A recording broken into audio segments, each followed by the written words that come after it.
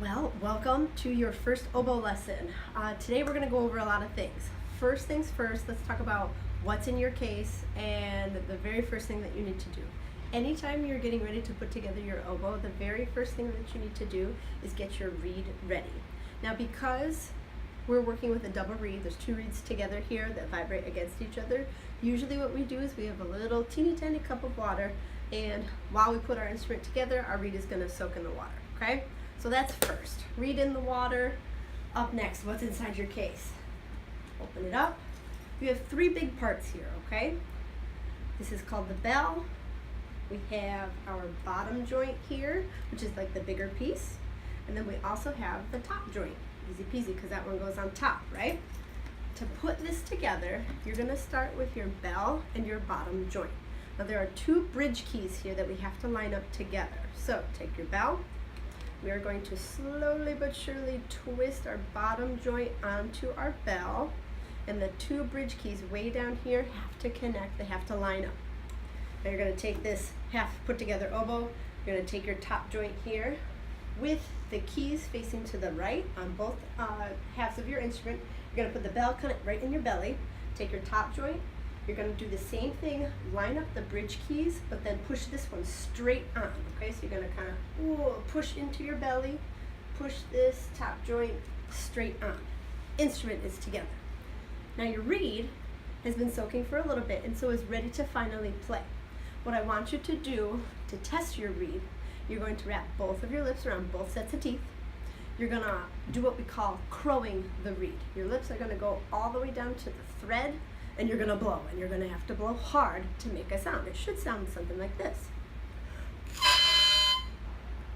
Take that reed now, it's all tested. The back of the instrument is towards you. You want to make sure that your reed is lined up. You're going to push that reed all the way in until it stops. You have to push all the way in until it stops, otherwise your instrument's not together all the way. With that same kind of mouth, your embouchure, right, how you form your mouth, lips are both wrapped over both sets of teeth. You're going to go about halfway onto your reed, and you're going to do the same thing. You're going to blow really, really hard, okay? Left hand is going to go on top. Your right hand thumb is going to go underneath the thumb rest, and you're going to hover right over the keys. You don't even have to press anything right now, but let's see if you can just make a sound on the actual oboe, okay? Wrap those lips. There you go. Now, to take our instrument apart, we take it apart exactly the opposite, okay? Our reed pops out. I usually stick mine back in the water just to re-soak.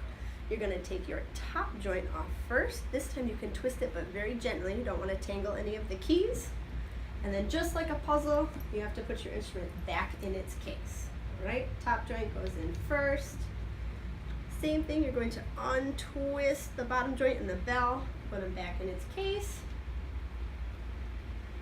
And ta-da! Some other things that you might expect to find in your oboe case could include cork grease. Kind of looks like a tube of chapstick, but don't put it on your lips because it will kind of burn. The only thing that you need to do with cork grease, probably once a week, if there's ever, when you're putting together your joints and you ever feel like it's just too tight and they don't want to twist on very well, if you have to push really hard, that's a dangerous thing. That's how we can break instruments. All you have to do is take that cork grease. You can either rub it on your finger a little bit and apply it to the cork, or again, almost just like chapstick, whoop, do a little strip just really quickly around the cork. You'll rub that in, and it will help grease up those joints so that they go together more easily. The other thing that we always need to make sure that we do after, especially after we play, is swab out. Now this is the oboe swab that you're going to find in your instrument, and you'll see that there is a more narrow side and there's a thicker side. The narrow side is for the smaller top joint, okay? All you would do is insert the smaller side as far as it will go without getting stuck. You'll do a little swisheroo, get all of the water, and then the same thing will happen in your bottom joint, just with the thicker, puffier side.